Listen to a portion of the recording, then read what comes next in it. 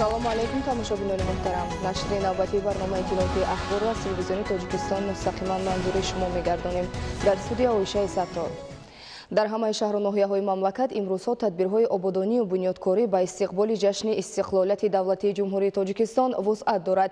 дирӯз дар ноҳияи Исмоили Сомонии шаҳри Душанбе асосгузори сулҳу ваҳдати миллӣ, пешвои миллат, президенти ҷумҳурии Тоҷикистон муҳтарам Эмомалӣ Раҳмон бо раиси шаҳри Душанбе муҳтарам Рустами Эмомалӣ бинои наву замонавии муассисаи давлатии таълимии литсеи рақами 3 барои хонандагони болаёқати шаҳри Душанберо мавриди баҳрабардорӣ қарор доданд.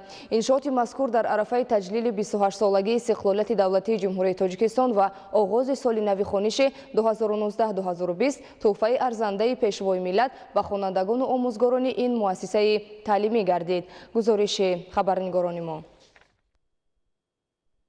3 август асосгузори сулҳу ваҳдати миллӣ пешвои миллат президенти ҷумҳурии Тоҷикистон муҳтарам Эмомалӣ Раҳмон бо раиси шаҳри Душанбе муҳтарам Рустами Эмомалӣ бинои наву замонавии муассисаи давлатии таълимии литсеи рақами 3 барои хонандагони болаёқати шаҳри Душанберо дар кӯчаи Маҳмадулло Холови ноҳияи Исмоили Сомонии пойтахт мавриди истифода қарор доданд. бар шумо эй сарвари халқу диёр, бар шумо эй меҳрубону ғамгусор, бар шумо созандаву ободкор, бар шумо гӯем ҳамчун поздор. пешво эй раҳнамои роҳи мо хуш омадед, бар макони илму бар даргоҳи мо хуш омадед. саломат бошед, шумо ро таҳние шуд.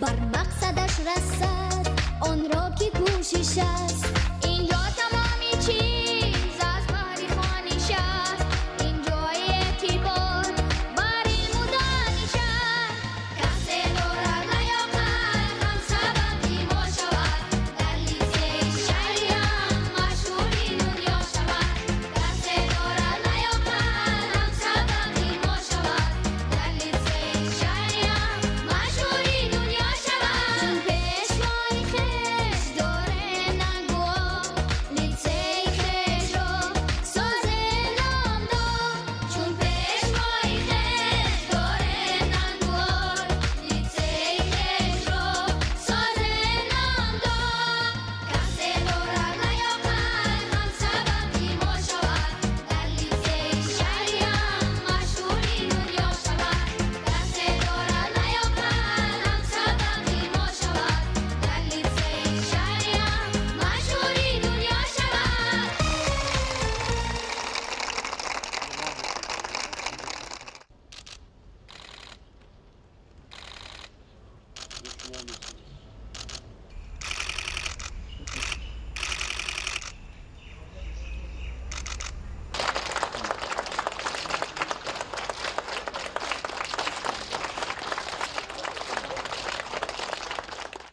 пешвои миллат муҳтарам Эмомалӣ Раҳмон бо шароити нави таҳсил дар ин даргоҳи илму маърифат шинос шуда бо муҳассилину омӯзгорон суҳбати самимӣ анҷом доданд.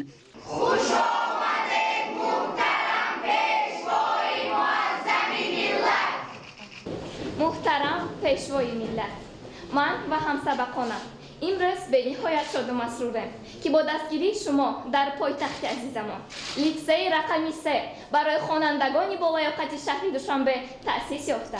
به ما امکان داد تا توسط آزمون به صف خوانندگان آن شامل گردیم. تحصیل در چنین مؤسسه زیبا و مجهز و با تمام اشراف‌های زمانوی آرزوی دلنای ما بود و شکرانه استقلالیت، تنجی آرامی و چون شما سروری غمخوار و مهربان میکنه که امروز به این آرزوی ما رسیدیم. در علم و هنر بکشاده ما را برای راست بیموده هدایت. آیا ای سروری عاقل و دانا زی صدق خانه ما بهر رضایت. مؤسسه دولتی تعلیمی لیسه رقم 3 برای خوانندگان بولایقت شهر دوشنبه در اساس دستور و هدایت‌های پیشوای معظم ملت محترم امام علی رحمان و اقدام‌های سازنده رهبریت شهر دوشنبه در دوره آمادگی‌ها به 30 سالگی استقلالیت دولتی جمهوری تاجیکستان از حساب بودجه شهر دوشنبه مبلغ گذاری و بنیاد گردیده برای 1200 نفر خواننده در یک بس پیش بینی گردیده است.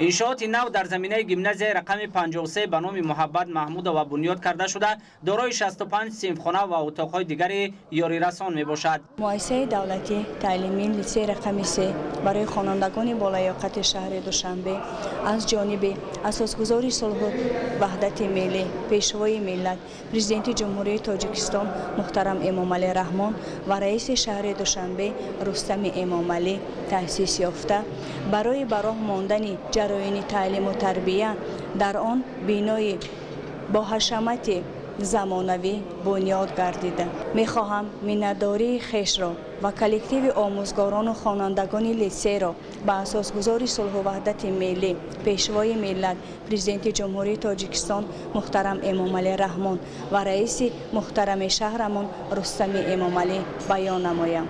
جواباً به این غمخواری هایشان وعده می دهیم که کار تعلیم و تربیه را در سطح بلند تشکیل نموده در کوتاه‌ترین مدت نفوذ لیسه را با دستاوردهای نو و تازه در سطح جمهوری و بین المللی بالا برداریم.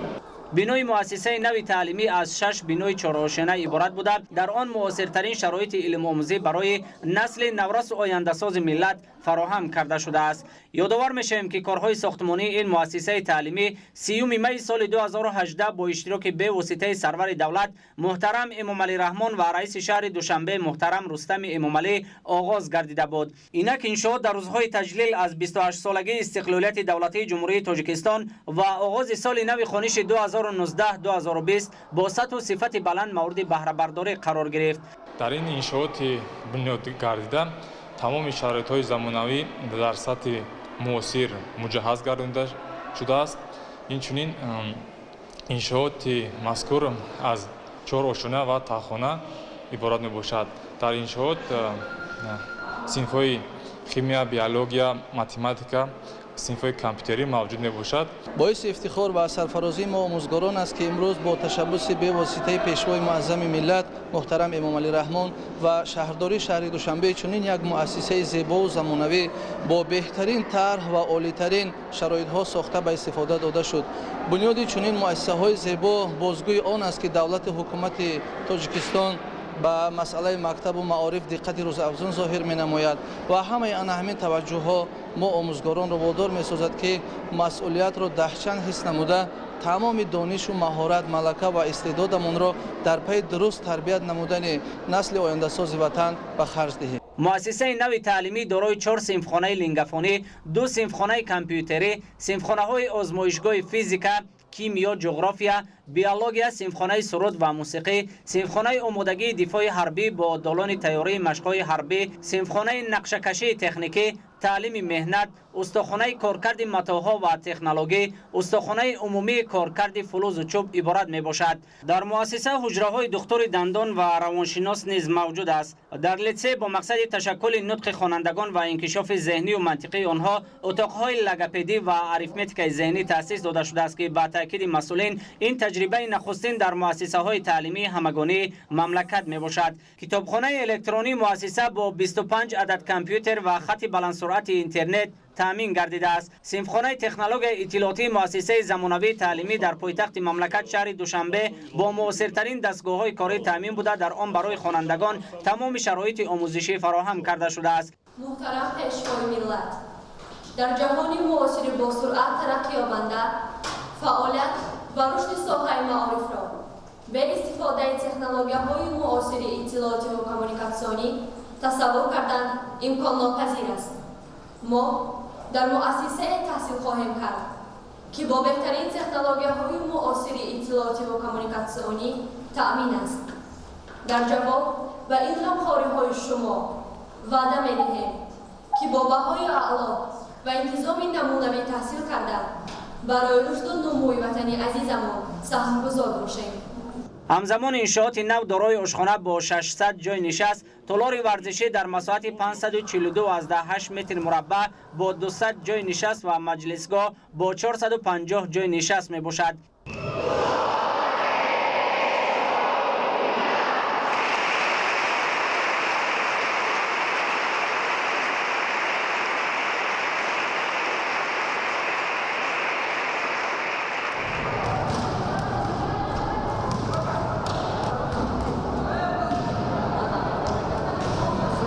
چند روز پس سال نوی تحصیل شروع می شود. مبارک شود. موفقیت. خوانش خوب و علا با شما. ضمن شناسایی به پیشوای ملت اطلاع دادند که در مؤسسه دولتی تعلیمی لیسه رقم 3 برای خوانندگان با لیاقت شهر دوشنبه با کسب و هنرآموزی محصلین توجه خاصه داده شده. در تخانه بنا صنفخانه های تکنولوژی مهنت برای دختران و پسران، آمادگی دفاع حربی و استودیوی خرئوگرافی با تمام دستگاه و تجهیزات ضروری گشاده شده است. پیشوای ملت پرزیدنت جمهوری تاجیکستان محترم امامعلی رحمان در جشن 28 سالگی استقلالیت با ما چنین بنای زمانوی را با ما هدیه نمود. بنای زمانوی همه شرایط ها را دارا است که در اینجا ما میتوانیم همه علم هایی که با ما در کار است آموزیم، از جمله علم تکنولوژی که در جهان خیلی معروف است. بغیر از علم آموزی ما کسب هنر می آموزیم. قریب 60 سال می شود که من در جاده آموزگاری زحمت میکشم و چنین حال را من در عین زمان در دوره صاحب استقلالیت جمهوریت ما میبینم که هر روز یعنی در هر یک گوشه کنار، چه در شهر چه در دیه ها، همین گونه نمود مکتب های تیپ نو، لیسه، گیمنازی ها یعنی ساخته شده ایستادن. غمخواری های جناب عالی را مقامات اجرایی حاکمیت دولت شهر دوشنبه را به اینابت گرفته ایستاده.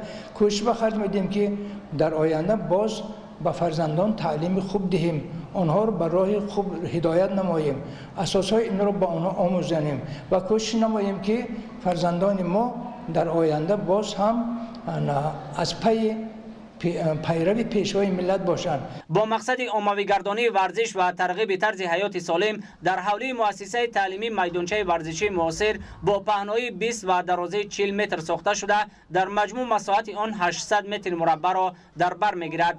میدانچه برای بازی‌های فوتبال، والیبال و دیگر نمودهای ورزش پیش بینی گردیده جوابگو به معیارهای معاصر ساخته شده است. در شفت میدانچه ورزشی میدان طیاره حربی نیز بنیاد گردیده است. در حدود تعلیمگاه یک عدد ترانسفورماتور بلند شدت برقی نصب گردیده، همچنین انشاءات با سیستم گرمیدهی متمرکزانیده شده پیوست می باشد. پیشوای ملت محترم امامعلی رحمان با اساس و صفت کارهای ساختمانی و طرح بنای لیسه بهای بلند دادند. پس از افتتاح مؤسسه دولتی تعلیمی لیسه رقم 3 برای خوانندگان با لیاقت شهر دوشنبه، پرزیدنت مملکت محترم امامعلی رحمان در تالار برهوای آن با خوانندگان و آموزگاران و اهل معارف پایتخت ملاقات نموده آنها را با 28 سالگی استقلالیت دولتی جمهوری تاجیکستان و سال نو خوانش 2019-2020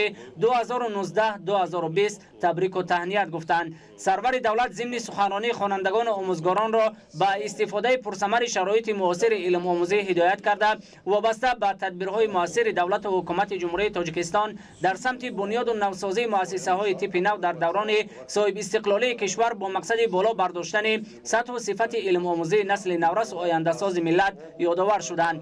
تاکید گردید که برای باز هم بهتر نمودن شرایط تعلیمی و مهیا نمودن امکانات معاصر علم آموزی نسل نورس کشور امروزها در تمام شهر و ناحیه‌های مملکت بنیاد صدها مؤسسه های تعلیمی با نظرداشت طلبات زمان ادامه دارد و تا جشن 30 سالگی استقلالیت دولتی جمهوری تاجیکستان بیشتر آنها مورد بهره برداری قرار خواهند گرفت.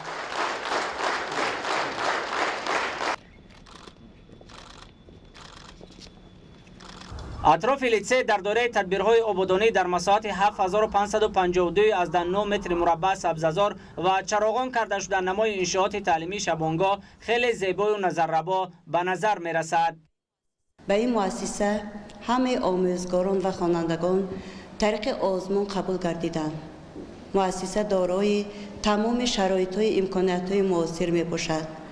در جواب این همه بنیادکاری ها ما آموزگاران کوشش میکنیم که سطح و صفت تعلیم و تربیه را خوب براهمونیم. تشبس های پیگیرانه اساسگذار صلح و وحدت ملی، پیشوای ملت، پرزیدنت جمهوری تاجیکستان محترم امام علی رحمان ما آموزگاران را سرمشق کار است و ما پیگیرانه دستور و سپارش های آن کس را برای خوانندگان خود هدایت می نماییم.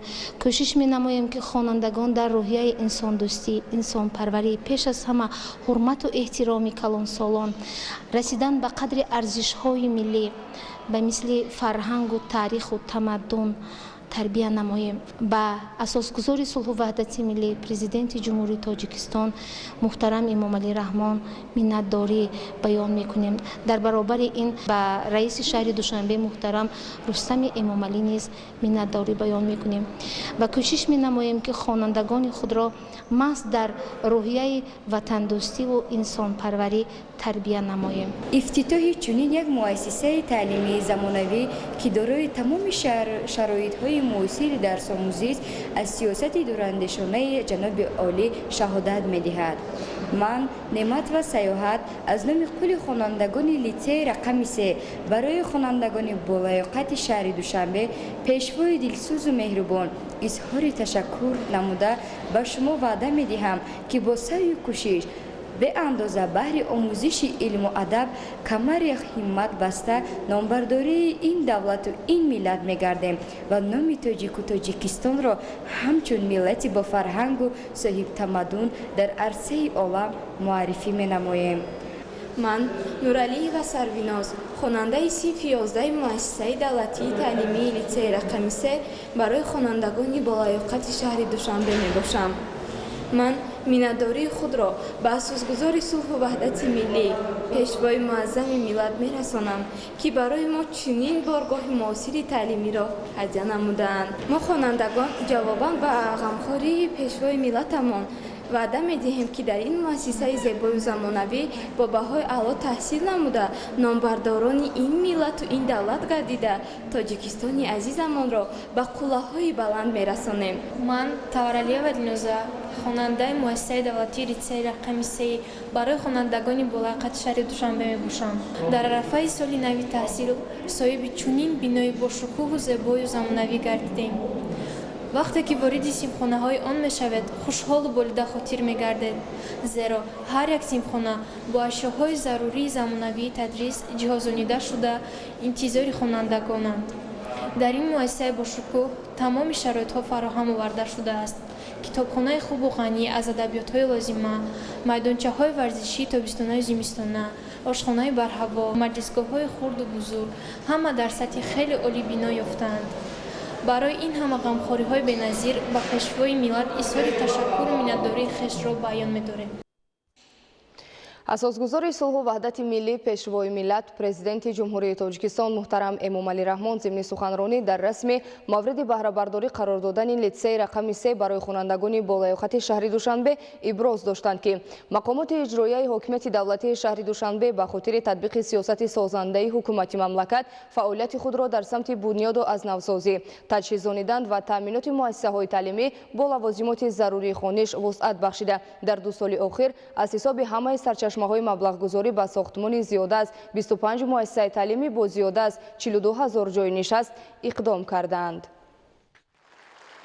3 август асосгузори сулҳу ваҳдати миллӣ пешвои миллат президенти ҷумҳурии тоҷикистон муҳтарам эмомалӣ раҳмон баъди ифтитоҳи муассисаи давлатии таълимии литсеи рақами 3 барои хонандагони болаёқати шаҳри Душанбе ва шиносоӣ бо шароити таълим дар толори маҷлис бо хонандагону омӯзгорон суҳбати самимӣ доир карданд. нахуст сарвари давлат ҳамаи ҳозирин ва аҳли маорифи пойтахтро ба муносибати 28-умин солгарди ҷашни истиқлолияти давлатии ҷумҳурии тоҷикистон ки барои давлат ва миллати мо санаи воқеан таърихиву тақдирсоз ба ҳисоб меравад самимона табрик намуданд. пешвои миллат муҳтарам эмомалӣ раҳмон оид ба рушду пешрафти кишвар суханронӣ карда ифтитоҳи литсеи рақами 3 барои хонандагони болаёқатро самараи даврони соҳибистиқлолии мамлакат арзёбӣ намуданд. таъкид гардид ки мақомоти иҷроияи ҳокимияти давлатии шаҳри Душанбе ба хотири татбиқи сиёсати созандаи ҳукумати кишвар фаъолияти худро дар самти бунёду азнавсозӣ, таҷҳизонидан ва таъминоти муассисаҳои таълимӣ бо лавозимоти зарурии хониш вусъат бахшида дар 2 соли охир аз ҳисоби ҳамаи сарчашмаҳои маблағгузорӣ ба сохтмони зиёда аз 25 муассисаи таълимӣ бо зиёда аз 42 000 ҷойи нишаст иқдом карданд. аз ин ҳисоб то имрӯз аллакай 8 муассисаи таълимӣ барои 21 000 нафар хонанда бо сифати баланд сохта ба истифода дода шуд. илова ба литсеи имрӯза дар арафаи соли нави таҳсили ҷорӣ 7 муассисаи нави таълимӣ ва биноҳои иловагӣ бо 13 000 ҷойи нишаст ба истифода супорида мешаванд ки ҳамаи онҳо бо тарҳи меъмории муосир бунёд гардида бо тамоми шароити замонавии таълимӣ таъмин карда шуданд. президенти мамлакат муҳтарам эмомалӣ раҳмон таъкид доштанд ки 5 муассисаи таълимии бунёдшуда аз ҷониби мақомоти иҷроияи ҳокимияти давлатии шаҳри Душанбе бо харҷи 116 миллион сомонӣ ва 2 муассисаи дигари таълимӣ бо 5840 ҷойи нишаст аз ҷониби соҳибкорони ватандӯси пойтахт бунёд гардидааст. сарвари давлат муҳтарам эмомалӣ раҳмон барои иқдомҳои шоиста ва дастгирии сиёсати созандаи ҳукумати ҷумҳурии тоҷикистон баробарияти шаҳри Душанбе изҳори сипос гуфта ба сифати корҳои иҷрошуда ба сохтмончиён баҳои баланд доданд. пешвои миллат устодон ва омӯзгоронро вазифадор карданд ки ба масъалаи қавӣ гардонидани ҳофизаи хонандагон эътибори ҷиддӣ диҳанд ва сатҳу сифати таълимро мунтазам беҳтар намоянд. ҳамчунин сарвари давлат таваҷҷӯҳи омӯзгоронро ба ҷоннок кардани робитаи мактаб бо волидон, татбиқи амалии қонуни ҷумҳурии Тоҷикистон дар бораи масъулияти падару модар дар таълиму тарбияи фарзанд ҷалб намуданд. вазорати маориф ва ин вазифадор гардид ки барои дар рӯҳияи баланди ватандӯстиву хештаншиносӣ ва ахлоқи ҳамида тарбия намудани насли наврас нақшаи дарсҳои тарбиявиро бо мавзӯъҳои мушаххаси рӯзмарра таҳия ва амалӣ намояд. баъди суханронии президенти мамлакат муҳтарам эмомалӣ раҳмон аз номи хонандагони муассисаи давлатии таълимии литсеи рақами 3 барои хонандагони болаёқат хонандаи ҳамин муассисаи таълимӣ Шоҳона Раҳмонова баромад карда ба пешвои миллат барои фароҳам овардани беҳтарин ва муосиртарин шароити таълиму касбомӯзӣ изҳори сипосу миннатдорӣ кард. муҳтарам пешвои миллат, ман Раҳмонова Шоҳина хонандаи синфи 11 муассисаи давлатии таълимии литсеи рақами 3 барои хонандагони болаёқати шаҳри Душанбе мебошам. фараҳманду ифтихормандам ки бо гузаштан аз озмуни қабул ба номи бошарафи хонандаи литсеи рақами 3 барои хонандагони болаёқати шаҳри Душанберо сазовор гардидам. дар фазои пур аз тафаххур ва шодӣ пеш аз ҳама мехоҳам ба фаъолият шурӯъ намудани ин муосири давлатиро воқеан ҳам дар низоми маориф ва муассисаҳои таълимӣ чӣ аз ҷиҳати шароити тадрис ва чӣ аз ҷиҳати барномаҳои таълимӣ беназир аст ба ҳамсинфон ва устодону омӯзгорон табрик гуфта ба шумо пешвои муаззами миллат баҳри бунёду истифода додани он миннатдории самимӣ баён намоям.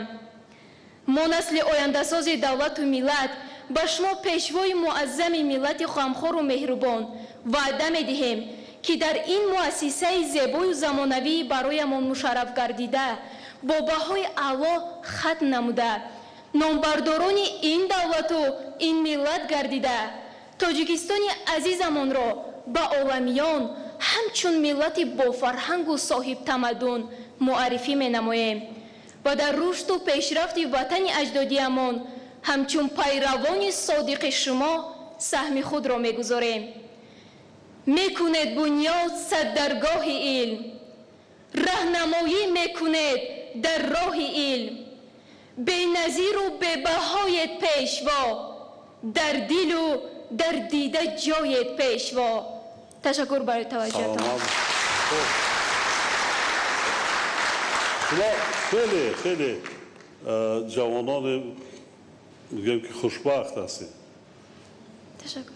اقبال ببینید، تقدیر ببین. شما اولین ختم کنندگانی خود لیسه میشه SP 11 سال دیگر ختم میکنی. این مسئولیتی بسیار. حرفای زریقتی اولین خوانندگان لیسه در تاریخ همین لیسه میمونه. همخیلی نیست؟ آموزگارای اولین، خواننده اولین، ختم کننده اولین. برای این خوب خوانید، شرایط‌های درجه عالی است، نصب خوانیدان، درجه عالی خوانید. خب آینده آنچه که خودتان حاضر ابتکار داشتید، آینده صاحبی کنید. خب بنیاد کنید، دولت خود را سازید. هیچ کس سرش را آهن نمیگیرد. ما برای شما کرده شدیم، نوسان و جوانان امروزه. تشکر. موفقیت. دیروز همچنین اساسگذاری صلح و وحدت ملی پیشروی ملت پرزیدنت جمهوری تاجیکستان محترم امومعلی رحمان و رئیس شهر دوشنبه محترم رستم امومعلی در ادامه تدبیرهای با سرعت آبادانی و بنیادکاری در شهر دوشنبه در ناحیه سینای پایتخت بینای نوی جمعیت دارای مسئولیت محدود کالج طبی اجتماعی شهر دوشنبه را به استفاده سپردند. ضمن صحبت آزاد و صمیمی با دانشجویان و آموزگاران این مؤسسه تعلیمی پیشروی ملت محترم امومعلی رحمان از آنها دعوت به عمل آوردند که همیشه برای علم آموزی کوشش نمایند و در تعلیم و تربیت نسل جوان مسئولیتی بلند داشته باشند. در ادامه تدبیرهای با سرعت آبادانی و بنیادکاری در شهر دوشنبه روز 30 آگوست سال روان اساسگذار صلح و وحدت ملی پیشوای ملت پرزیدنت جمهوری تاجیکستان محترم امومعلی رحمان و رئیس شهر دوشنبه محترم رستم امومعلی در ناحیه سینای پایتخت بینای نوی جمعیت دارای مسئولیت محدود کالج طبی اجتماعی شهر دوشنبه را در وضعیت تنتنوی مورد بهره برداری قرار دادند. السلام جناب عالی. السلام علیکم محترم جناب عالی. من اسلامزاده زهرا دانشجوی کالج طبی اجتماعی شهر دوشنبه قدوم شما را بر این بارگاه خیرد خیر مقدم میگوییم و وقتی ما جوانان دوران صاحب استقلال در این مکان معرفت بهترین شرایط ها مهیا کرده شده است و آزمایشگاه‌های استوماتولوژی با نوترین تجهیزات‌های معاصر مجهز گردانیده شده است تا ما طبیبان آینده کسب پیشگرفته خویش را با تمام نازکی‌هایش از بر نموده بهر ساکنان کشور خدمتگزار باشیم و رسالت طبیبی خویش را بهر ساکنان کشور صافدلانه اجرا نماییم. اثنای شناسایی به پیشوای ملت محترم امومعلی رحمان اطلاع دادند که این بینای خوشتر حوض زمانوی با شرایط مساعد تعلیم از جمله آزمایشگاه‌ها، کابینet‌های فنی، تالار ورزشی، آشخانه و تجهیزات طبی در دوام 4 سال با مبلغ‌گذاری مؤسسه دولتی فوند دستگیری صاحبکاری نزد حکومت جمهوری تاجیکستان صاحبکاران محلی و سهم خود تعلیمگاه ساخته شده است. مقصد اساسی تأسیس دادن کالج طبی اجتماعی این баланд бардоштани савияи дониши малакаи касбии ҳамшираҳои тиб момадоиҳо дар ҷумҳурии тоҷикистон аст ки дар оянда онҳо тавонанд ҷавобгӯи бозори ҷаҳонӣ меҳнат бошанд ва вобаста ба ин соли 2015 бо розигии пешвои муаззами миллат ин коллеҷи мо ташкил кардем ва то имрӯз давоми 4 сол фаъолият карда истодааст коллеҷ و در طول 4 سال 524 دانشجو کالج ما را ختم نمودند و در همه مؤسسه‌های طبابتی و پروفیلاکتیکی جمهوری تاجیکستان فعالیت کاری دارند. منتداری خود و منتداری کل کارمندان و دانشجویان را با پیشوای ملت با جناب عالی رساندنی هستم که با دستگیری حکومت جمهوری تاجیکستان و دستگیری به واسطه پرزیدنت جمهور پیشوای معظم ملت ما توانستیم امروز یک ساختمان نوی کالج طبی که با همه طلبات‌های زمانوی جوابگو هست و تجهیزات‌های نوی زمانوی تأمین کرده شده است و ما می‌توانیم به این وسیله کارمندان خوبی ساحه تندرستی را تربیت کرده برآوریم و پیشکش مؤسسه‌های طبی پروفیلاکتیکی نماییم که در آینده خدمت‌رسانی طبی در جمهوری ما بهتر و خوبتر گردد. بینای نوی کالج طبی اجتماعی شهر دوشنبه از 7 آشیانه عبارت بوده دارای 75 صنفخانه تعلیمی، 19 اتاق کاری، 4 صنفخانه کامپیوتری، کتابخانه با فراگیری 13000 نسخه ادبیات بدیعی، تعلیمی، متدی و سیاسی، 4 صنفخانه لکسیونی برای 100 جای نشست، آشخانه برای 300 نفر در یک وقت، مجلسگاه با 400 جای نشست و دیگر حجره‌های یاری رسان می باشد. مؤسسه تعلیمی برای 1200 نفر دانشجو در یک بس پیش بینی شده است. خوشبختانه با هدایت و ابتکاری به واسطه سرور کشورمان یک بینای زمانوی با تمام تجهیزات‌هایش، بینای 7 آشیانه با تخانه‌اش برای 1200 جای نشست برای دانشجویان مورد استفاده قرار گرفت. در بینای نو برای 200 نفر کارمندان و آموزگاران جای کاری اساسی تامین می‌گردد. 7 آزمایشگاه لابراتوری که در آن دانشجویان ما هم مشغولیت‌های تعلیمی و تعلیم عملی را به واسطه در آنجا می‌گذارند و اینچنین یک سیمخانه سیمولیاسیونی با تمام تجهیزات‌ها یعنی ملوها آماده کرده شده هستند که دانشجویان در آنجا ملکه خود را بلند می‌بردارند. عین زمان در این کالج از روی 7 اختصاص کار همشیرگی، کار فارماسیفتی، کار طبابت دندان و دندانسازی، کار طبی عافیتی، کار همشیرگی در کسمتولوژی و کار مامودایگی متخصصان آماده کرده می شوند. پیشوای معظم ملت در پیامشان گفته بودند که در کاشانه‌های حسن باید متخصصان فعالیت کنند. فاکولته کاری کسمتولوژی نیز تأسیس داده شد و ما می‌کوشیم که متخصصی عالی در ساحه کسمتولوژی شده فعالیت کرده برای زیبایی و سالمی ساکنان کشورمان خدمت نماییم. ما خوشبخت هستیم که در چنین مؤسسه‌های عالی زمانوی تحصیل می‌نماییم. با نظرداشت زیاد بودن مراجعت شهروندان و فراهم بودن شرایط مساعد، شعبه شبانه نیز تأسیس داده شده است. در این شعبه از روی اختصاص‌های کار همشیرگی، کار فارماسیفتی و کار دندانسازی متخصصان تیار کرده می شوند. طلبات زمانه رو به نوبت گرفته سال مذکور ما شعبه شبانه از روی 3 اختصاص کار فارماسیفتی، کار همشیرگی و کار دندانسازی رو تأسیس نمودیم. بنابر سبب نرسیدن متخصصان میانه کسبی در جمهور مقصد ما از آن است که در شعبه شبانه نیز باز 405 نفر میتوانند تحصیل کنند و برای در آینده همچون متخصص در مؤسسه‌های طبی طبابتی کار و فعالیت نمایند. محض غمخوری‌های پیشوای معظم ملت بود که ما دختران مضافات از دهه آمده صاحب کسب گشتیم. از نام تمام طبیبان جوان وعده می‌دهیم که سیاست عاقلانه، عادلانه، انسان دوستانه و میهن پرورانه پیشوای معظم ملت را دستگیری نموده بهر سالمی ساکنان کشور حصه گذار می‌گردیم. بنیاد چنین مؤسسه پرحشمت برای ما جوانان امکانیت می‌دهد که کسب پیش نموده خویش را با تمام نازکی‌هایش از بر نماییم. در جمعیت دارای مسئولیت محدود کالج طبی اجتماعی شهر دوشنبه تشخیص‌های شیمی، فیزیک، کار همشیرگی، فارماکولوژی و تکنولوژی داروسازی تأسیس داده شده است. چنانه که معلوم است در تاجیکستان عزیز ما بسیار گیاهای شفابخش می‌روید. همه ساله دانشجویان ما به جمع‌آوری رستنی‌های شفابخش، گیاهای شفابخش سفربر کرده می‌شوند.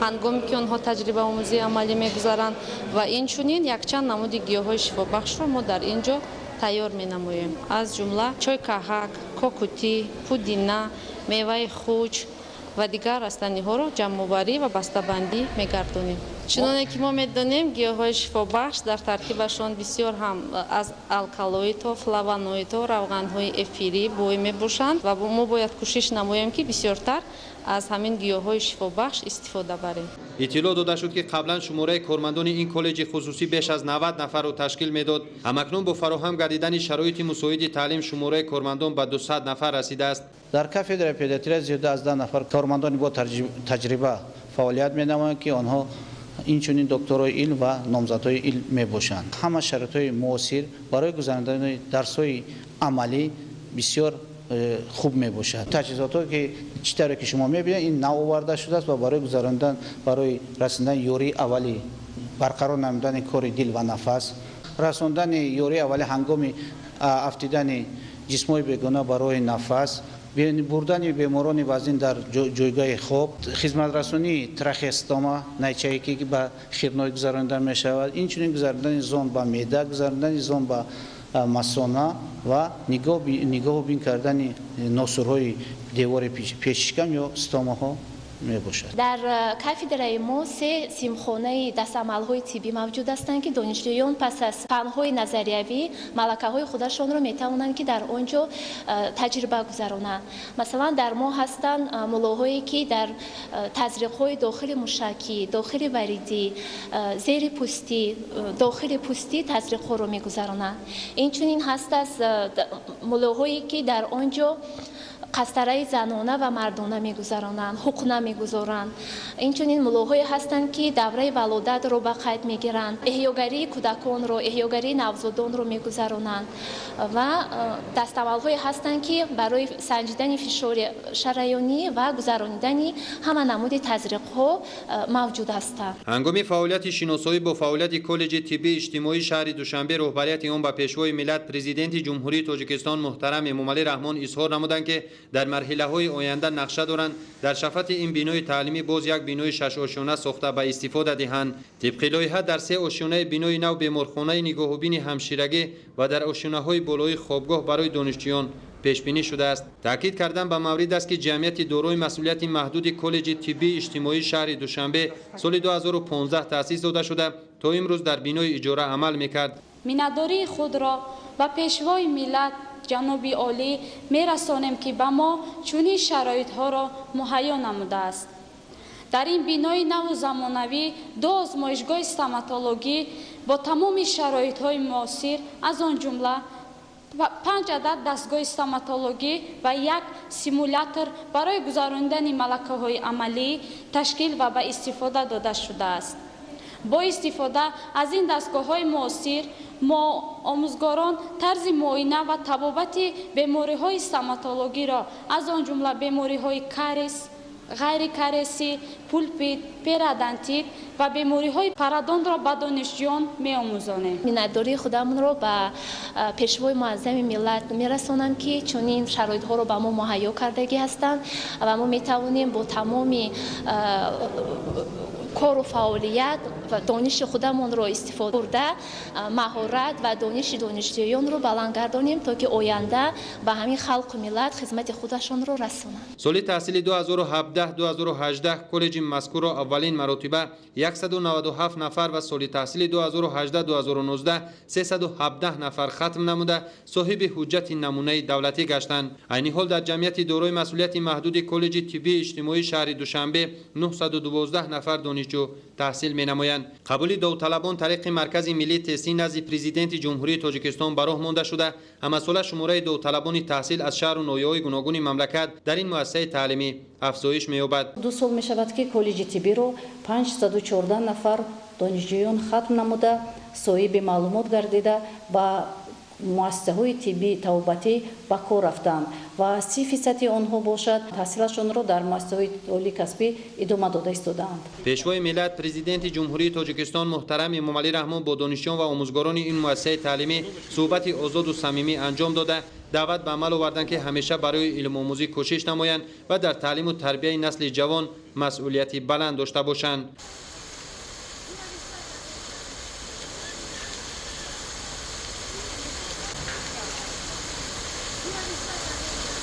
عبدالحمید نظیر به حضور استم، بهرالدین زایر، شهر دوشنبه. اخبار.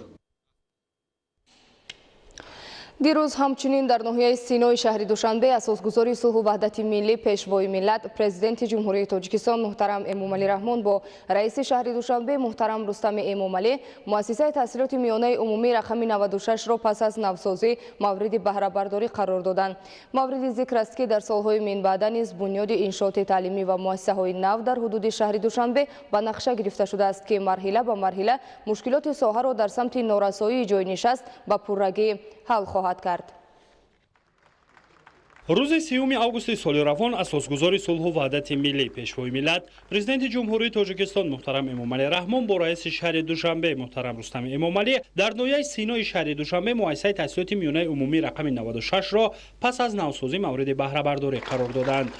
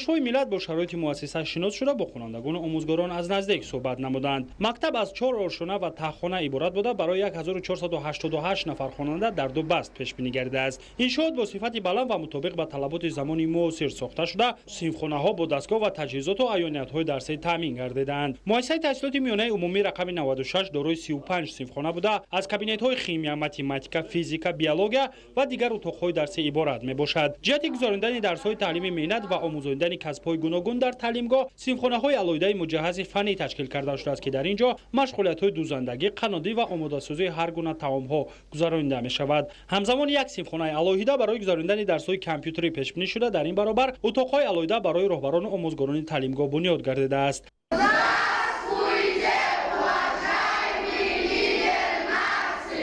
Многоуважаемый основатель мира и национального единства, лидер нации, президент Республики Таджикистан, мы благодарны вам за эту новую, благоустроенную современную школу. В ответ за ваши отцовские заботы обещаем хорошо учиться и, как ваши верные последователи, будем служить любимой Родине ради ее процветания. در برابر صنفخانه‌های مجهز و زمانوی همچنین مؤسسه نو دارای مجلسگاه با 150 جای نشست و آشخانه با بیشتر از 100 جای میباشد. طور اسناد شناسایی معلوم گردید در مؤسسه تحصیلات میانه عمومی رقم 96 همچنین برای گزاراندن درس‌های تربیت جسمانی و دایر نمودن مسابقه‌های گوناگون ورزشی شرایط ضروری فراهم آورده شده است. ما خوانندگان مکتب میانه عمومی رقم 96 عرض سپاس بی‌پایان خود را به سرور عاقل و خردمند جناب عالی محترم امامعلی رحمان میرسانیم که با دستگیری و غمخواری ایشان صاحب مکتب نو و زمانوی گشتیم. همزمان در مسابقه‌های داخلی و بین‌المللی اشتراک نموده صاحب جایزه‌های نمایان گشتم. جواباً به پیشوای معظم ملت قول می‌دهم که در مکتب را با بهای اعلی ختم کرده در آینده به دانشگاه‌های ملی داخل گردم و در آینده به دولت و ملت صادقانه خدمت می‌نمایم.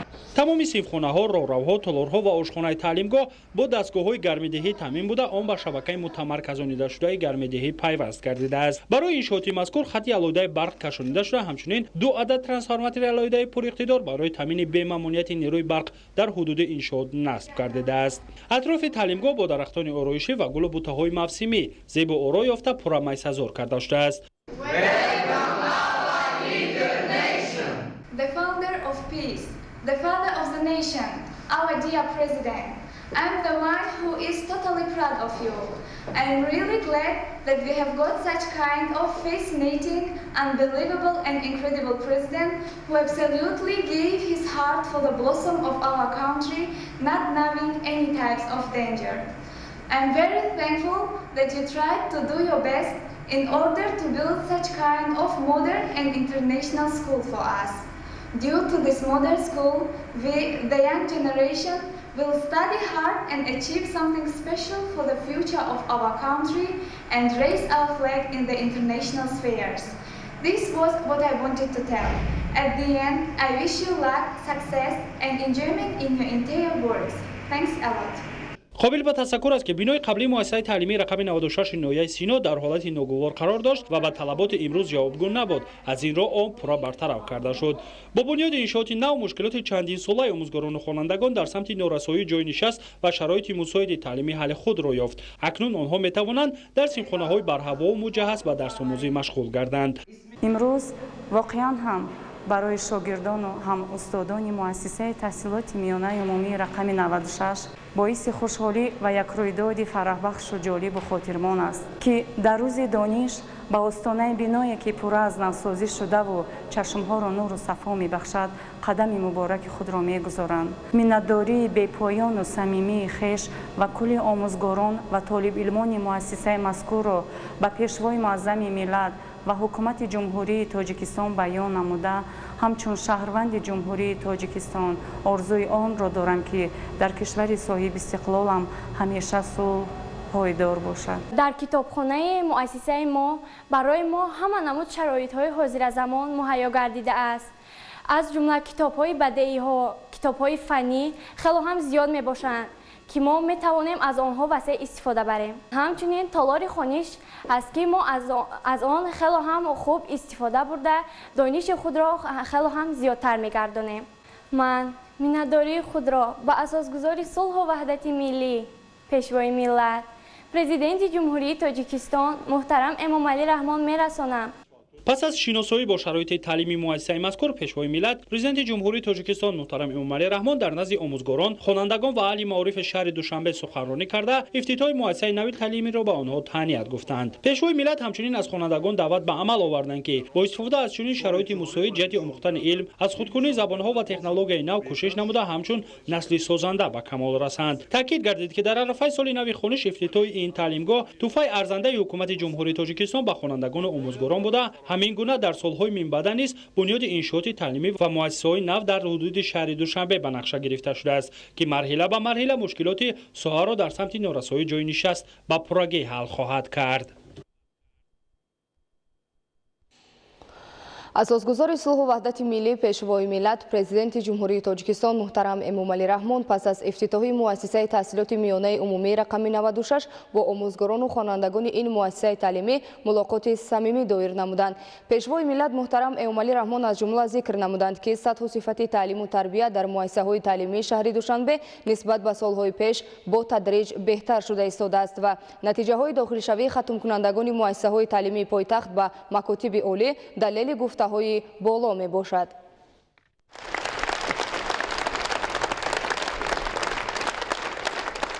اساسگذار صلح و وحدت ملی پیشوای ملت پرزیدنت جمهوری تاجیکستان محترم امامعلی رحمان ضمن سخنرانی از امکانیت و شرایط معاصر تحصیل و علم آموزی در مملکت یادآور شده اظهار داشتند که حکومت جمهوری تاجیکستان در برابر اندیشیدن تدبیرهای ضروری در سمت تأمین امنیت جامعه و پیشرفت، اینچنین بر رشد ساحه معارف و بلند برداشتن سطح سواد و معرفت نورسان و جوانان اعتبار جدی ظاهر می نماید.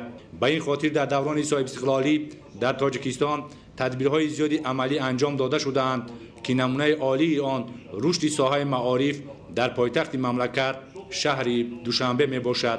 طور تاکید گردید هر سال در مملکت 1 سپتامبر روز دانش و درس صلح برگزار می گردد و مفهوم صلح در برابر دیگر ارزش‌های صاحب استقلالی محور اساسی پایداری دولت تاجیکستان محسوب یافته.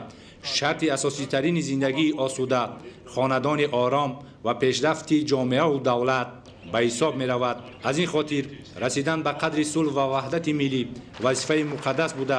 از اهل ضیاع، آموزگاران، پدر و مادران و عموما کل بزرگسالان تقاضا می نماید که به جوانان و نورسان ماهیت صلح و وحدت، استقلالیت دولتی و سرجمی ملت را پیوسته تلقین کنند و برای جاویدان ماندن این ارزش‌های بزرگ ملی کوشش نمایند. اظهار قناعتمندی کرده شد که مقامات اجرایی حاکمیت دولتی شهر دوشنبه در سالهای اخیر در برابر دیگر ساحه‌ها با انجام دادن اقدامات زیاد به پیشرفت ساحه معارف پایتخت تکانی جدی بخشیده ایستاده‌اند. از موفقیت‌های خوانندگان مؤسسه‌های تعلیمی پایتخت در المپیادهای فنی جمهوریوی و بین‌المللی اظهار قناعتمندی کرده شد و تاکید گردید که سطح و صفت تعلیم و تربیت در مؤسسه‌های تعلیمی شهر دوشنبه نسبت به سالهای پیش با تدریج بهتر شده ایستاده است و نتیجه‌های داخلشوی ختم کنندگان مؤسسه‌های تعلیمی پایتخت به مکاتب عالی دلیل این گفته‌ها میباشد.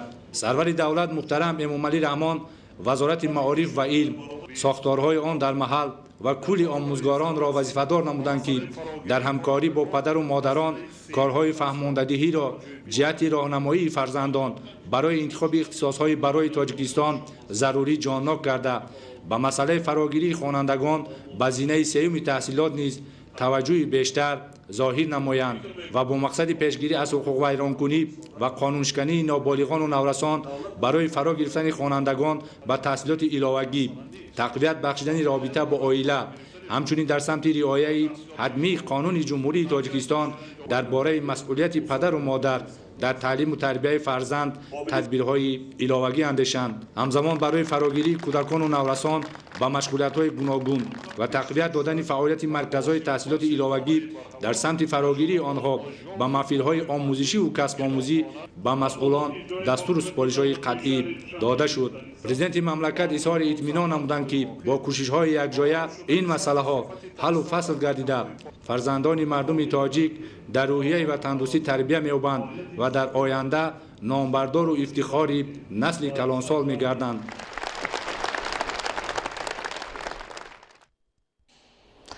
اساسگذاری صلح و وحدت ملی پیشوای ملت پرزیدنت جمهوری تاجیکستان محترم امامعلی رحمان و رئیس شهر دوشنبه محترم رستم امامعلی در ناحیه اسماعیل سامانی مرکز استراحتی و فراغتی و سیاحی کل دوشنبه را مورد بهره برداری قرار دادند.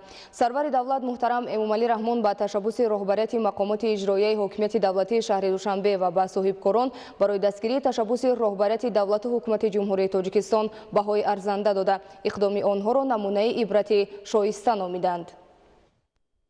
3 آگوست اساسگذار صلح و وحدت ملی پیشوای ملت پرزیدنت جمهوری تاجیکستان محترم امامعلی رحمان و رئیس شهر دوشنبه محترم رستم امامعلی در ناحیه اسماعیل سامانی مرکز استراحتی و فراغتی و سیاحی کل دوشنبه را پس از نوسازی مورد بهره برداری قرار دادند.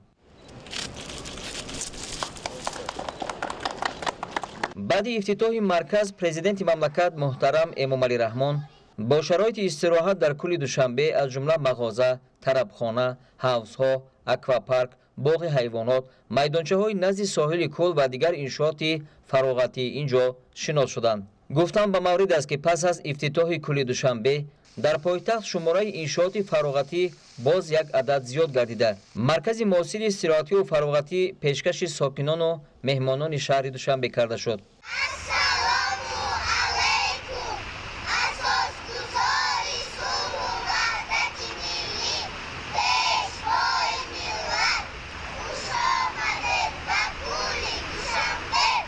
بابا جان ما خوشبختیم.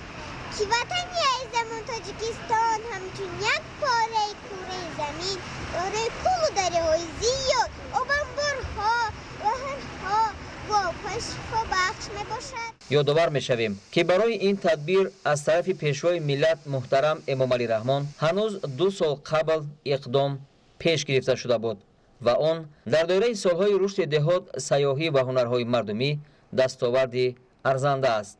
9 نوامبر سال 2017 در ناحیه اسماعیل سامانی پایتخت پرزیدنت مملکت محترم امامعلی رحمان و رئیس شهر دوشنبه محترم رستم امامعلی با لایحه‌های ارزانسازی کل ورزاب و بنیاد کارخانه‌های استحصال مسئله ساختمانی شناس شده برای ساختمان مرکز استراحتی و فراغتی و سیاحی کل دوشنبه سنگ اساس گذاشتند.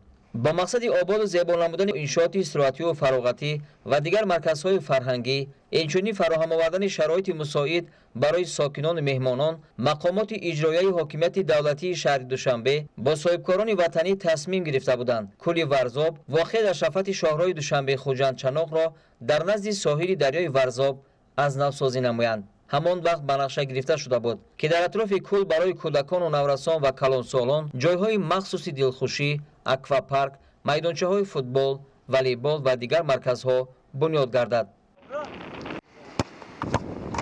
برای استراحت خوش کلانسالان در کل نقلیات آبی، گیدروسیکل‌ها و کاتاماران‌ها استفاده برده می‌شوند. با مقصد از نوسازی موضع استراحتی و فراغتی و سیاحی زمانوی در قلمرو کشور، معرفی آن به مهمانان ساکنان مملکت، اینچنین شهرت خاصه پیدا نمودن نام کل در منطقه آسیای مرکزی، ماه نوامبر سال 2017 کارهای ساختمانی، آبادانی و تعمیر و ازادسازی مرکز استراحتی و فراغتی و سیاحی کل دوشنبه آغاز گردید. مساحت مرکز استراحتی و فراغتی و سیاحی کل دوشنبه پیش از ازادسازی 13 گکتار را تشکیل میداد. با وسیع نمودن حدود مرکز استراحتی و فراهم آوردن امکانیت‌های نو استراحتی، مساحت آن به 17 گکتار رسانده شد.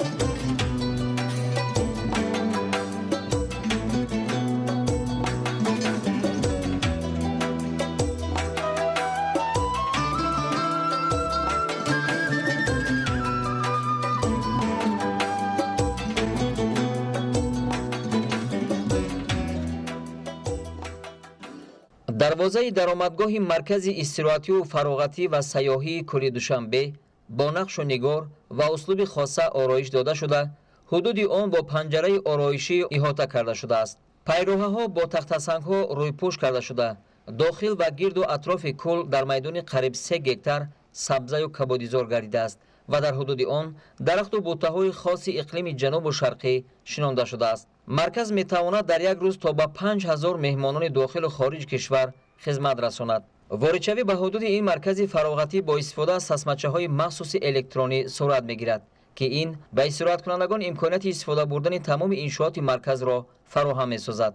дар қисми шимолу шарқии марказ 2 таваққуфгоҳ барои 500 воситаи нақлиёт сохта шуда, роҳраҳои марказ пурра асфалтпӯш гардидааст. дар ҳудуди маркази истироҳатию фароғатӣ ва сайёҳӣ 3 бинои нав бо санъати меъмории хоса сохта шудааст. бинои якум аз 2 ошона иборат буда дар ошонаи якум хазина, мағозаи хӯрокворӣ, мағозаи махсуси фурӯши лавозимоти шиноварию истироҳатӣ, ҳаммом, ҳуҷраҳо барои ивази либос, хонаҳои дастшӯӣ ва утоқҳои кории маъмурият ҷойгир шудааст. ошонаи дуюм аз толори маҷлис ва ҳуҷраҳо барои истироҳат иборат мебошад. дар назди бинои мазкур майдончаи кушоди консертӣ бо тамоми таҷҳизоти ороишӣ муҷаҳҳаз гардонда шудааст. дар саҳни ҳавлӣ 2 фаввораи рақсон бо истифода аз мусиқиҳои ҷаззоб ва тасвирҳои рангоранг қомат афрохта, ҳамзамон шаршара бо истифода аз сангҳои азимҷуса сохта шудааст.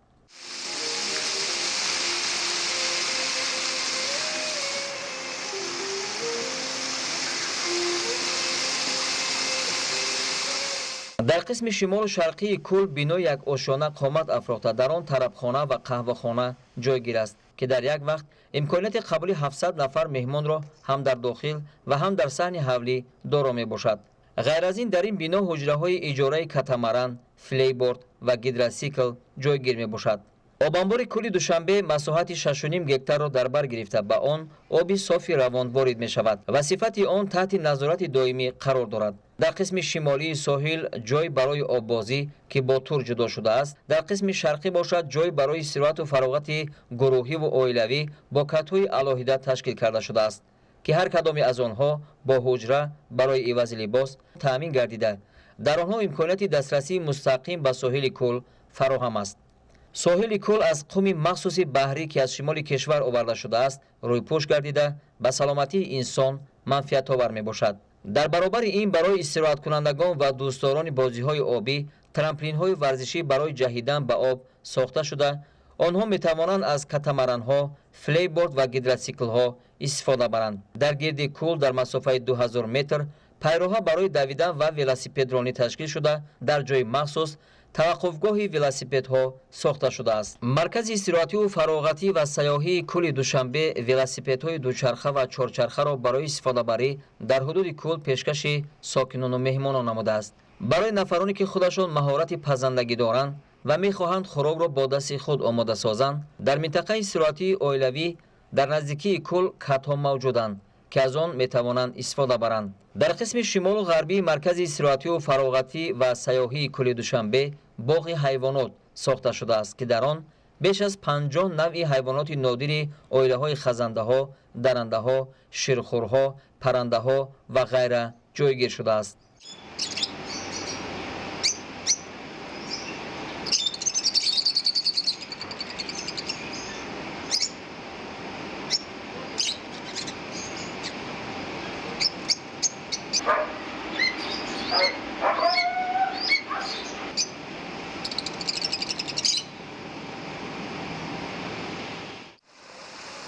қисми дигари маркази истироҳатию фароғатӣ ва сайёҳии кӯли душанберо аквапарк, парки обӣ ташкил медиҳад, ки он дар масоҳати 2.6 гектар ҷойгир буда, чун намунаи муосири беҳамто дар ҳудуди осиёи марказӣ калонтарин маҳсуб меёбад.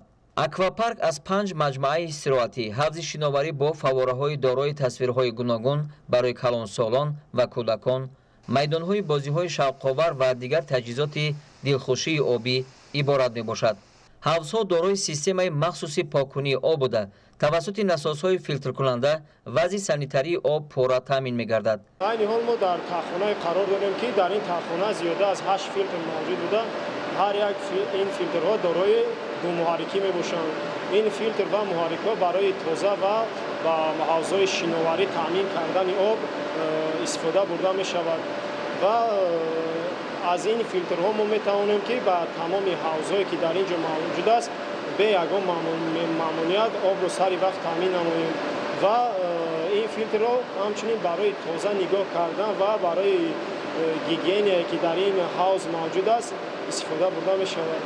дар парки обӣ зиёда аз 16 нави аттраксионҳои обӣ васл карда шудааст ки дар кишвар бори аввал аз Туркия вориди ҷумҳурии Тоҷикистон гардидааст ба монанди Space Shuttle, Black Hole, Turbo Lace, Spacebot, Rocket Freefall, Windigo, Twister.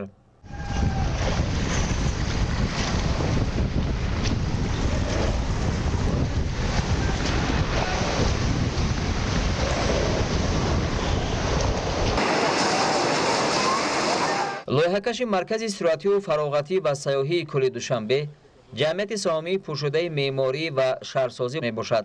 баъди шиносоии пурра бо маркази истироҳатию фароғатии кӯли Душанбе, сарвари давлат муҳтарам Эмомалӣ Раҳмон ба ташаббуси роҳбарияти мақомоти иҷроияи ҳокимияти давлатии шаҳри Душанбе ва ба соҳибкорон барои дастгирии ташаббуси роҳбарияти давлату ҳукумати ҷумҳурии Тоҷикистон баҳои арзанда дода, иқдоми онҳоро намунаи ибрати шоиста номиданд.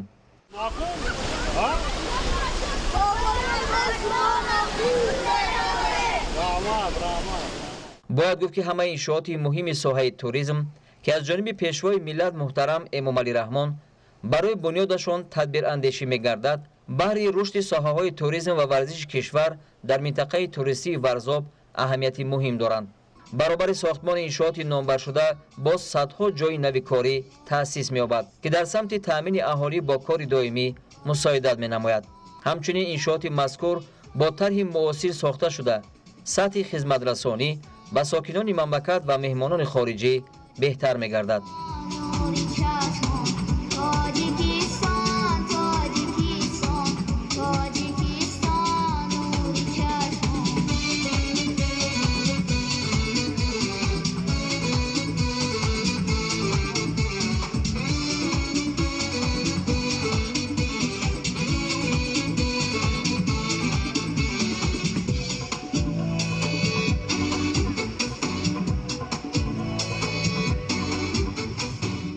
боиси хурсандӣ аст ки барои мо дар ин ҷо аквапарки замонавӣ кушода ба истифода дода шуд ки пеш ин хел чизҳо барои сокинони шаҳри Душанбе муҳайё набуд. миннатдории худро ба пешвои миллат ва ба раиси шаҳри Душанбе муҳтарам Рустами Эмомалӣ мерасонем ки барои мо чунин шароитҳоро муҳайё намуданд ва ҳар кас бемаъмуният метавонад ки дар ин ҷо омада истироҳат намояд. мо имрӯз хеле хушҳол ҳастем ки дар пойтахти мо чунин кӯли Душанбе сохта шуд. миннатдории худро ба асосгузори сулҳу ваҳдати миллӣ пешвои миллат муҳтарам Эмомалӣ Раҳмон ва раиси шаҳри Душанбе мерасонем ки ба мо варзишгарон чунин шароит муҳайё намуданд. мо хеле хушҳол ҳастем ки дар Душанбе якумин бор волейболи соҳилӣ сохта шудааст. мо метавонем ки бо дастаи худамон омада дар ин ҷо машқ карда дар мусобиқаҳо иштирок карда парчамонро баланд гузорем. Наш комплекс является одним из самых крупных в Средней Азии, и мы рассчитываем на очень большой поток гостей не только из нашей страны, но и из ближайшего зарубежья. Данный проект был реализован достаточно в короткие сроки. Мы приложили большие усилия, чтобы соблюсти все мировые стандарты по безопасности и отдыху на территории аквакомплекса. Кроме аквапарка, мы реконструировали озеро, располагается на территории 17 гектаров. В основном мы рассчитываем на семейный отдых, и для улучшения качества отдыха на территории комплекса мы специально привезли кварцевый песок, который достаточно комфортен для отдыха и полезен, даже можно так сказать.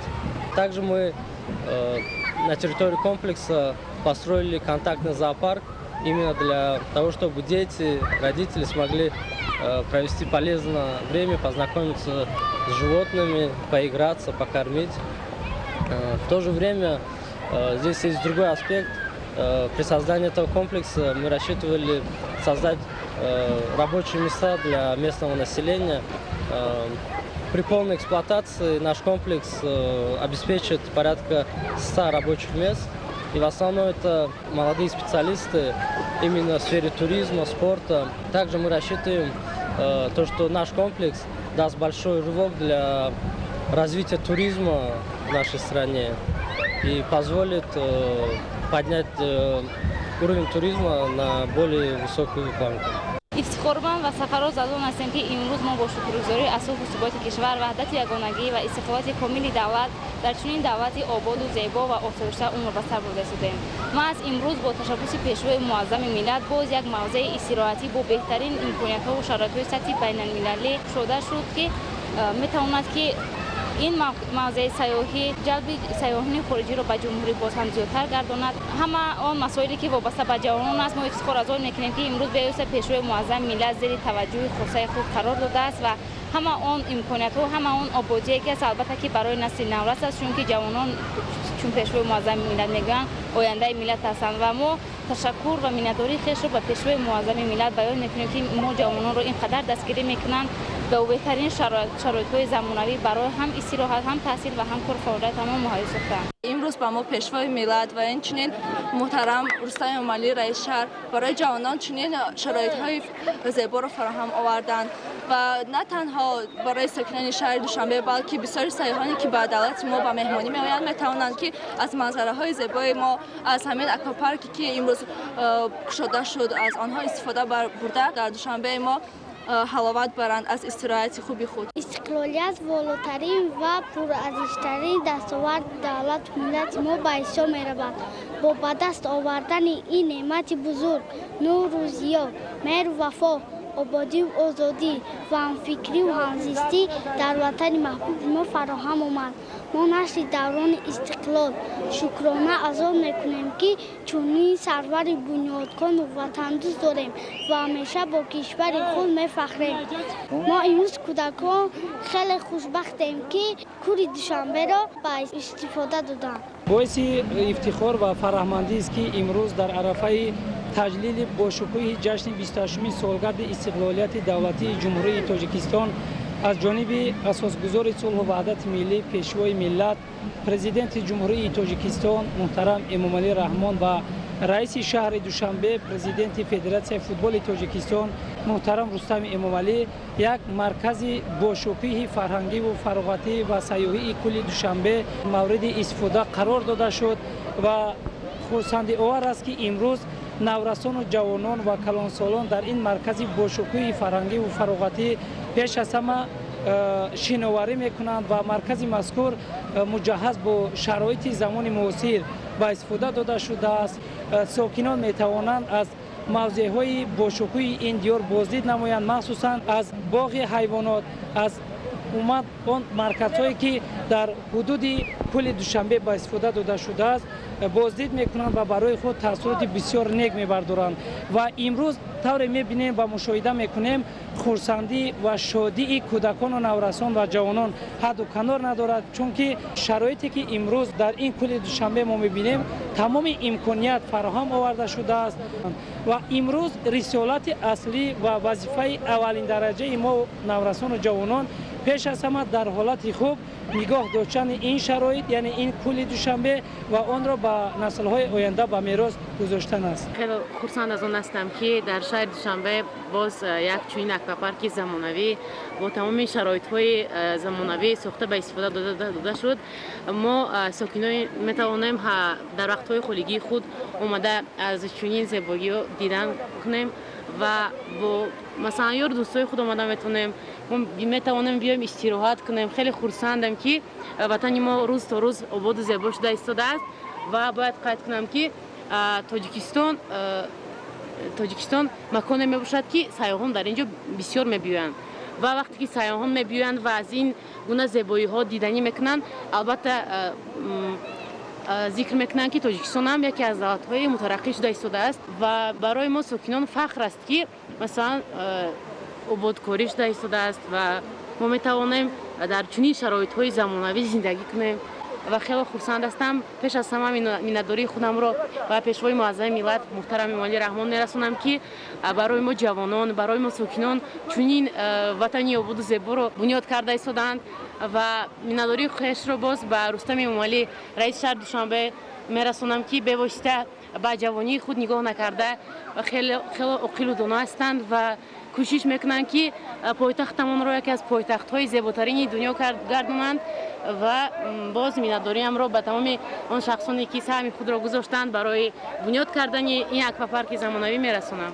باعث سرفرازی و خوشنودی است که امروز در پرتو سیاست پیشگیری پیشوای معظم ملت محترم امامعلی رحمان بخشیده به سالهای رشد دهات، سیاحی و هنرهای مردمی در شهر عزیزمون پایتختمون شهر دوشنبه امروز باز یک انشاءات سیاحی بهر تمام مهمانان و ساکنان پایتخت مورد بهره برداری قرار گرفت که در منطقه نظیرش نیست و ما جوانان و ورزشکاران وابسته به این توجه پیشوای معظم ملت و رئیس شهرمان محترم رستم امامعلی اظهار میnnatdori نموده باور میکنیم که در پیروی از پیشوای معظم ملت برای معرفی تاجیکستان عزیز از این امکانات استفاده برده برای ترغیب وسیع این موضوعهای سیاحی که برای تمام جلب سیاحان خیلی امکان پذیر است. ما کوشش‌های پیوسته رو به خرج میدیم و امروزه انشاءاتی که در شهر دوشنبه ساخته به استفاده شد البته در کنار شاهروی بین المللی دوشنبه خوجند جایگیر است و این البته امکان میدهد که هر اون مهمانان و ساکنان و خارجی که به شهر دوشنبه وارد میشوند از این منطقه حتما دیدن میکنند و کوشش میکنند که در این منطقه استراحت کنند و البته این امکانات برای چی اویلوی و چی در تنها بودن استراحت کردن در اینجا تمام این امکانات‌های فراهم وارد شده است و ما با دستاندرکاران این لایحه و تشبث پیشوای معظم ملت اظهار سپاس میکنیم و کوشش میکنیم که در آینده معرفی چنین امکانات‌ها باشیم. واقعا هم امروز شرایط‌های فراهم آورده استراحتگاه کل دوشنبه برای کل ساکنان و مهمانان پایتخت بسیار برای موضع استراحتی که در منطقه نظیر ندارد بسیار هم مفید میباشد و البته استراحتگاه مذکور با تمام شرایط‌هایی که استانداردهای بین‌المللی جوابگو است و میتوان که در این استراحتگاه تمام یکی از موضع‌های بهترین تاجیکستان الکی به حساب می‌رود و البته در دوره تجلیل 30 سالگی استقلالیت دولتی جمهوری تاجیکستان این یعنی استراحتگاه کل دوشنبه یکی از انشاءات‌های بزرگترین در منطقه به حساب می‌رود. ما جوانان، ساکنان و مهمانان پایتخت عزیزمون شهر دوشنبه برای بنیاد چنین یک انشاءات زیبا که واقعا هم در منطقه نظیر ندارد میnnatdori صمیمی خویش و کل جوانان را به اساسگذار صلح و وحدت ملی پیشوای معظم ملت جناب عالی محترم امامعلی رحمان و رئیس شهر دوشنبه برای اقدام نجیب بیان می‌نمایم.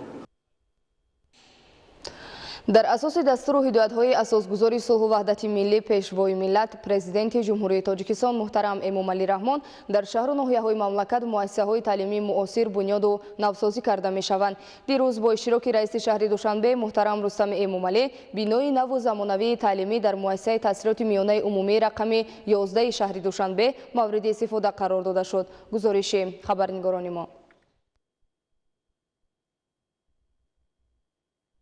امروز با اشتراک رئیس شهر دوشنبه محترم رستم امامعلی بینای نو زمانوی تعلیمی در مؤسسه تحصیلات میانه عمومی رقم 11 شهر دوشنبه مورد استفاده برای قرار داده شد.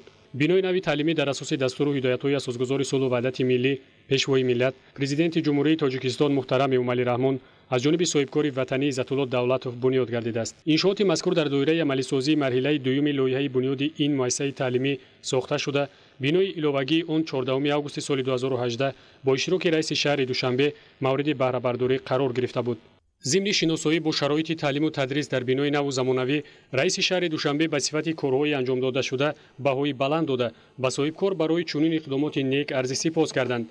انشاءات نوی تعلیمی در مجموع برای 1280 نفر خواننده در یک بست پیش بینی شده است. بینای نوی مؤسسه از تخخانه و 3 آشیانه عبارت بوده. شماره عمومی صنفخانه‌ها به 32 عدد میرسد. اتاق‌های رهبریت و آموزگاران اینچنین صنفخانه‌های فن‌های شیمی، فیزیک، بیولوژی، گئوگرافیا، آموزش زبان‌های خارجی و تعلیم کسب و هنرها برای دختران و پسران، کابینت‌های لینگافونی، مجلسگاه با 144 جای نشست، آشخانه با 80 جای نشست و اتاق لباس‌آویزی خوانندگان و آموزگاران با اسباب و لوازمات ضروری تامین کرده شدند. با دستگیری بواسطه رئیس شهر دوشنبه محترم رستم امامعلی امروز گشوده شدند.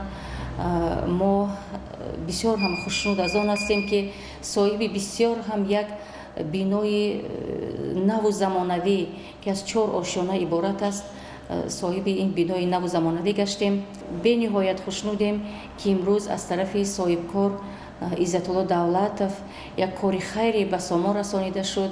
باید گفت که همه صنفخانه‌ها با تجهیزات‌های نو زمانوی و تکنولوژی نو معاصر تجهیزانیده شدند. بینای نوی تعلیمی 1280 نفر خواننده را فرا میگیرد. رئیس شهر آموزش فن‌های دقیق و آماده نمودن متخصصان بلند اختصاص را مهم ارزیابی نموده دستور دادند که در روند تعلیم و تدریس و بلند برداشتن سویه علم آموزی خوانندگان اهمیت جدی داده شود. برای دوستداران صنعت تصویری صنفخانه مخصوص مجهز با تمام تجهیزات رسمی و تدریسی فراهم گردیده است. در صنفخانه‌های تعلیمی مهنت که با تمام اسباب و عیونیت‌های ضروری مجهز گردیده است، متخصصان صاحب تجربه به خوانندگان نازکی‌های کسب‌های دوریدگری، کنده‌کاری، دوختن سرولباس و طرز آماده نمودن هر گونه طعام را می‌آموزانند. رئیس شهر مسئولین داخلدار شهر دوشنبه را وظیفه‌دار نمودند که با در نظر داشت رشد و پیشرفت جهان امروزه توسط گذرانیدن تحلیل و آموزش عمیق تمام مؤسسه‌های تعلیمی پایتخت با دستگاه و تجهیزات به طلبات زمان جوابگوی ساخت و استحصال کارخانه‌های وطنی تامین کرده شوند. زیرا چنین تدبیر هم در سمت دستگیری استحصالات وطنی مساعدت می‌کند و هم به کاهش ارزش محصولات باعث می‌شود. راهرو و صنفخانه‌های تعلیمی با کامراهای مشاهده‌ای دارای صفت بلند و لوحه‌های الکترونی و تکنولوژیای معاصر اطلاعاتی و کمیونیکاسیونی مجهز می‌باشند. این امکانیت می‌دهد که روند تعلیم طریق صدا و سیما پورا تحت نظارت قرار گرفته آموزگاران مسئولیت شناس باشند و از جانب دیگر به والدین امکان فراهم می‌آورد که با جریان تعلیم و تربیت رفتار و آداب و اخلاق فرزندانشان در مکتب همیشه آشنا باشند. با ابتکار پیشوای ملتمان اساسگزار صلح و وحدت ملی پرزیدنت کشورمان محترم امامعلی رحمان که در یک مدت کوتاه یک بینای محتشم و جای بینای کهنه که سال 1936 ساخته شده بود و فرسوده بود ساخته شد. ما آموزگاران همه از این چیز خرسند هستیم. پدر و مادران بسیار خرسند هستند. با مقصد حفظ سالمی آموزگاران و طالب علمان در بینای نوبنیاد مرکز طبی هم بنیاد یافته اون با جهاز ضروری کمک اولیه طبی مجهز شده است. در سن مؤسسه تعلیمی رئیس شهر دوشنبه محترم رستم امامعلی دقت مسئولین پایتخت را به آرایش و طرح و نمود راهرو، گلدان‌های سطحی، خصوصا آبادانی و کبودیزارکنی میدان نزد بینای تعلیمی جلب نموده، مسئولین داخلدار پایتخت را موظف نمودند که در برابر گل و میسه همچنین به شنانیدن درختان سایه‌افکن و آرایشی توجه ظاهر نمایند. رئیس شهر تعلیم و تربیت نسل نورس و جوان، آماده نمودن متخصصان ورزیده سطح بین‌المللی، تربیت خوانندگان در رویه وطن‌دوستی و وطنپرستی، اینچنین احترام و ارزش‌گذاری به ارزش‌های ملی و دولتی را از وظیفه‌های اولین درجه کارمندان ساحه معارف شهر دوشنبه معنیداد نموده، جهتی باز هم بهتر و خوبتر برای ماندن تعلیم و تربیت دستور و مسئولیت‌های سودمند دادند. بینندگان گرامی، نشر نوبتی برنامه اطلاعاتی اخبار به انجام رسید. برنامه‌های دیگر تلویزیونی تاجیکستان باشند ادامه دارند. با ما بمانید.